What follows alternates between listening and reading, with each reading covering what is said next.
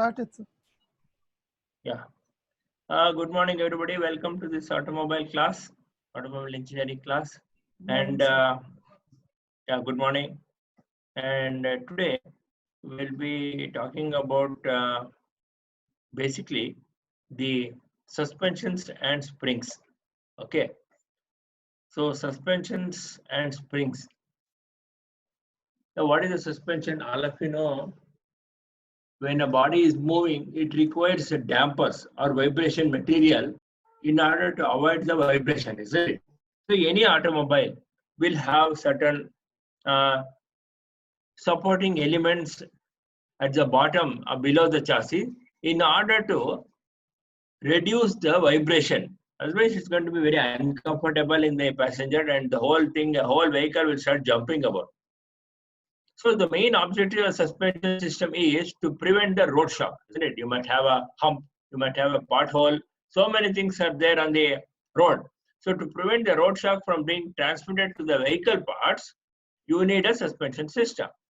Also, the vehicle should be stable and it should have a good road holding grip. So for that, the suspension is required. Also, it provides a safe vehicle control also. Say, for example, supposing suddenly a hump comes, then you lose control and the vehicle topples. It's not good. Then it reduces wear on the tire. Okay. Now, suppose you don't have suspension at all, there's so much of abrasion and wear rubbing of the tire that the tire will go off very early. Now, what are the requirements of a suspension system? First one, you require a vertical vibration and pitching. You require certain things. What is that? The damper. What is the damper? It's an element which is going to take away or absorb all the shocks, something like a shock absorber. And during rolling also, the center of gravity of the vehicle should be at the center. Okay, 1 second. Yeah, that is the requirement. Now, and when you apply the brake also, suddenly if you apply the brake, then the vehicle might be able to, might topple also. So you have to take care of all those things. So to give a good suspension system, what is required? They usually use the springs. Okay. Now there are different kinds of springs. The first one, in the types of suspension springs, you have steel spring, you have leaf spring, tapered spring, and coil spring. Now, second one, compression spring. All these are coming under rubber spring, compression spring, and progressive spring, fascia spring, compression shear spring. And last one, bellow type and piston type spring. Now, before we go to the different types of springs, we'll talk about the suspension systems and then go to the springs. Now, suspension system means you should have a torsion bar. What is a torsion bar? It is a huge rod, okay, cylindrical rod, a lengthy rod. And this torsion rod, what it is capable of? This torsion rod, it is a simple rod and it is acting in torsion and takes the stress only torsion stress it will take. Okay. So where it is connected, one end is connected to the frame while the other end is connected to the wheel hub. Other end is connected to the wheel hub. This is called a torsion bar. A torsion bar is a long steel rod, lengthy rod, and it resists only torsional stress. And one end of it is mounted to the frame of the vehicle, and the other to the wheel hub. Okay. Now, when the wheel, supposing there is a hump, suddenly you get a hump. When the wheel hits a hump, it starts vibrating up and down and produces a torque on the torsion bar, and the torsion bar acts as a spring. Okay, it starts deflecting like this. Okay, that is a function of the torsion bar. Now, types of front wheel suspension. Now, all of you know there are two things: front wheel suspension, rear wheel suspension also, but they call it as rigid axle freewheel suspension and independent front wheel suspension. Now, what do you mean by suspension? See, the wheel is there. See the figure 7.2. If you see, the wheel is connected to a pin and that is connected to a rod which is called as a wishbone, upper wishbone and lower wishbone, that in turn is connected by a spring. So when the wheel starts jumping up, when there is a hump, the spring contracts and then the wishbone collapses, and it sees that the independent suspension takes place and works, and it sees that the damping is reduced. Main function of suspension system is to reduce the vibration or the damping. Then you can see the rear suspension. They are given a coil spring at the back, and that is going to control the vibration. Now during pitching and bouncing also, what do you mean by pitching and bouncing? This is bouncing, right? Pitching means, see, as the vehicle keeps on going along the highway, so many ups, downs, and all these things will be there. All these vibrations will start coming and falling onto the, isn't it? It comes onto the vehicle. So the torsion bar is the best thing, best suspension bar, and it reduces all the, it takes up all the torsional stress and reduces all the damping. So how we are doing that? They offer, apart from that suspension, you have the springs. Now all of you would have seen, if you have seen a lorry, that is a truck, what they call lorry also. If you've seen a truck, backside there will be a leaf spring. See the figure 7.6b. You would have seen this. This is called a leaf spring. Now in the leaf spring, the topmost layer has maximum length and curvature. Below that another one. Below that another one. As the leaf spring, one by one layer is there, the length of the spring reduces. Have you seen this? Isn't it? It's a spring assembly. You can see this in the, especially in the trucks near the tire. Many of you would have seen this, isn't it?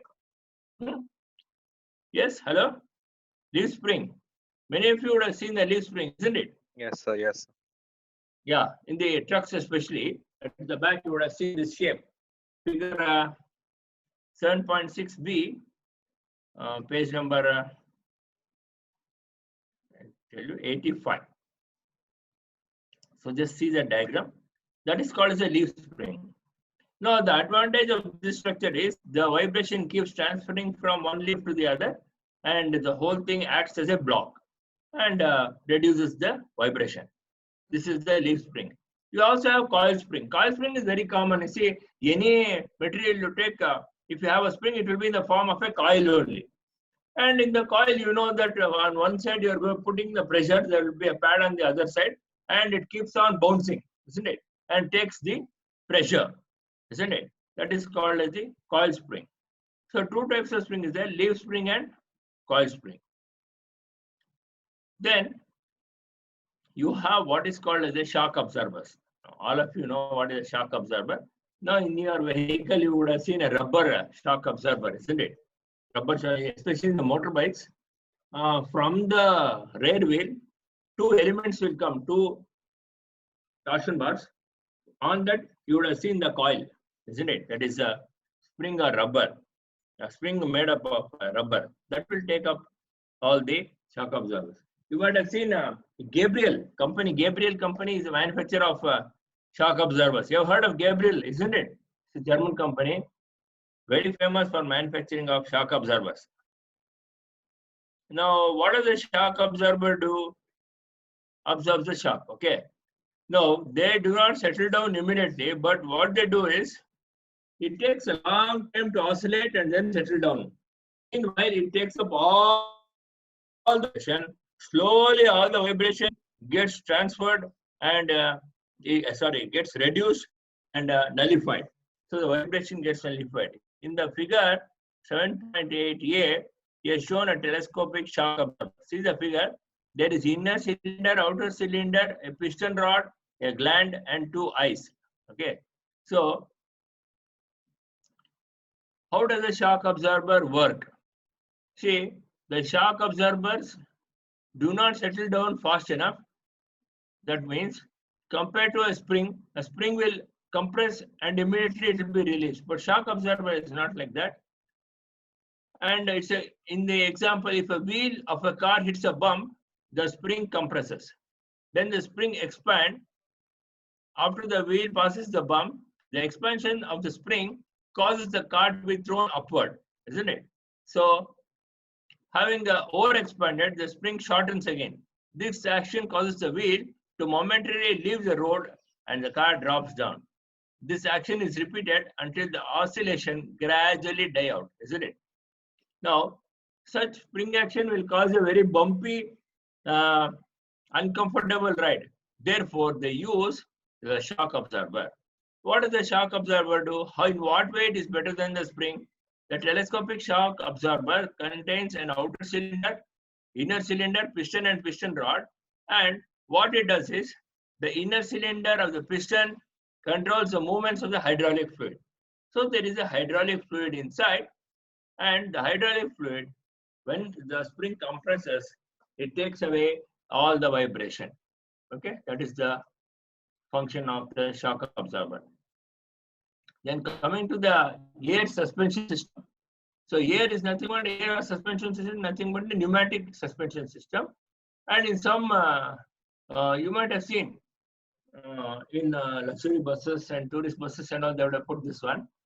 And it decreases the dynamic loading, and it helps in good comfort. I mean, it gives you good comfort during riding. It's very useful, and useful in the sense that vibration, all the vibration is taken away, and the passenger has a very comfortable ride.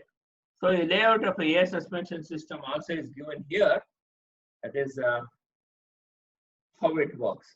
So you have a relief valve, air accumulator, compressor, air spring on two sides, and the front and back of the engine is given. And the air suspension system is nothing but a pneumatic system. So what does a pneumatic system do? Air at high pressure supply. So ordinary air is taken, compressor will be there, high compressed air will be sent, and when the high compressor is sent, air compressor is sent to the air control valve, then what happens? The regulated quantity of high pressure air will go, and then it will hold. Okay, springs will be there. It will hold the dampings, and then reduce the total amount of vibration. Okay, any doubts in this? This is about the suspensions and springs.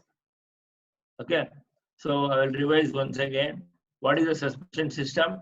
Suspension system. What are the main objectives of the suspension system?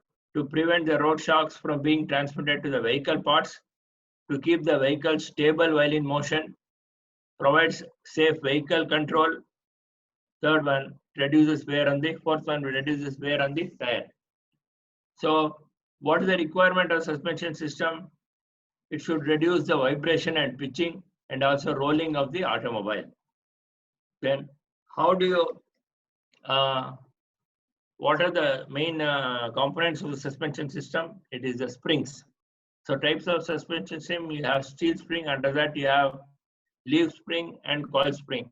Tapered leaf spring also is there. The most important things are leaf spring and coil spring. So leaf spring, as you know, contains a series of leaves, okay? And each one has the, each spring, the diameter, the length of the spring decreases, and you have the leaf spring, very common in trucks, heavy duty trucks. Coil spring is a spring which has a coil, and it has got a pad at the bottom. As the damping comes in, it compresses and expands and takes away the damping. Then you have rubber springs also, which take up the damping, and bellows and piston type also is that not covered in your syllabus, it's not there for you. Then coming to the torsion bar, what is a torsion bar? This question usually asked. VT always asks this question, what is a torsion bar? What is the use of torsion bar? How it helps in the suspension system? Torsion bar is nothing but a long cylindrical shaft on which one end is connected to the frame, the other end is connected to the wheel hub. So the torsion bar main function is to take away, that is stresses, torsion stress only torsion stress. It does not take up any other stress. Then front wheel, what do you mean by suspension? The wheel is attached to two rods, which is called as the lower and upper wishbone, which in turn is connected to the spring. Now, when the wheel hits a bump, okay, then the wheel jumps, then that vibration is sent to the wishbone, and the spring contracts and it takes away all the vibration. In the rear suspension, you use the coil spring. Then pitching and bouncing. See, as a vehicle, for example, take a car or any automobile going on the road. The road, there might be inclination, there might be again an escalation, then there might be humps, and there might be potholes, so many things. So because of that, all the vibrations are transmitted due to the contact with the road onto the passenger of the vehicle. To avoid that, so the vehicle pitches and bounces on the road. So to avoid that only, we need the suspension system. For that, they introduce the leaf spring. It's called the leaf spring. And the leaf spring, they will, this is also a question. They will ask what are different types of springs, explain with sketch. So leaf spring, coil spring. Usually these two they will ask. So you have to draw the sketch of the leaf spring and say that it's used in majority of heavy duty vehicles. Then after that, coil springs, I told you, it takes away the, due to the movement of the expansion and contraction of the coils, the stresses or vibration are taken away. And what is a shock absorber? The shock absorber, in what way it is better than a spring? A spring takes the damping, and what it does, after the spring, what it does, it expands when there is a bump. Then later on, it contracts. This action, what it does, till the vibration dies out, it will be oscillating. Whereas in a shock absorber, you will have a hydraulic fluid, some oil, and that is very useful because it reduces the damping. If you use hydraulic, it's always good because damping is reduced. You're using a fluid in between. You can also use air. There is a pneumatic one. It's called a air suspension system. And a layout of air suspension system is given here, where they take the air, then they have a compressor. They will send high compressed air into the control valve, and from the control valve for the air springs is the high pressure air is supplied, and automatically it takes away all the damping or vibration that is coming from the road. So these are the main highlights of suspensions and springs. Okay. Yes, any doubt in this? Any doubt in this? Hello, can you hear me?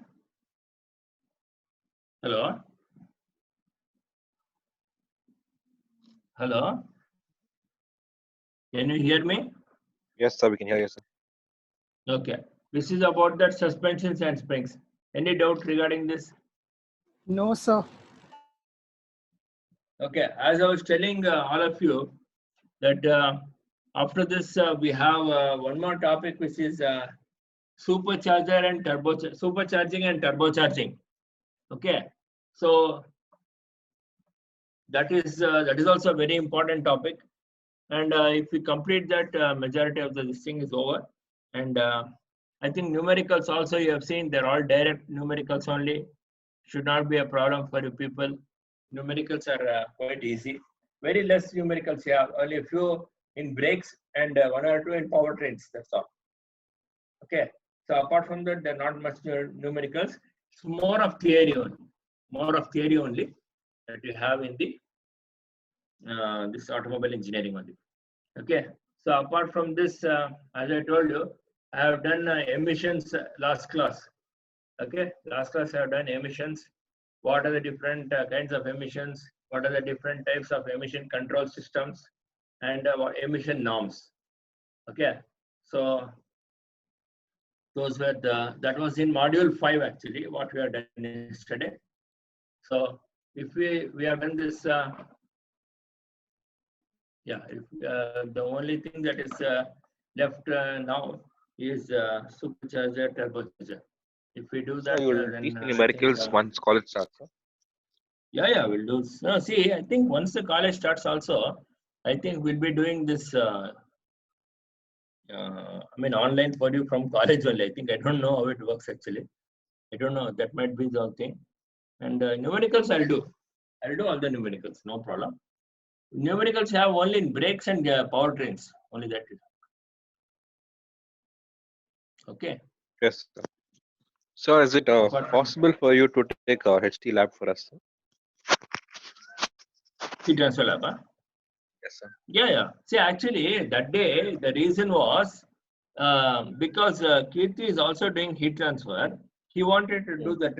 I told him that heat exchanger topic. So we completed Okay, both sir. of them. Yeah, because No, of sir. that Actually, sir played one video that day during lab, okay. and the video was lagging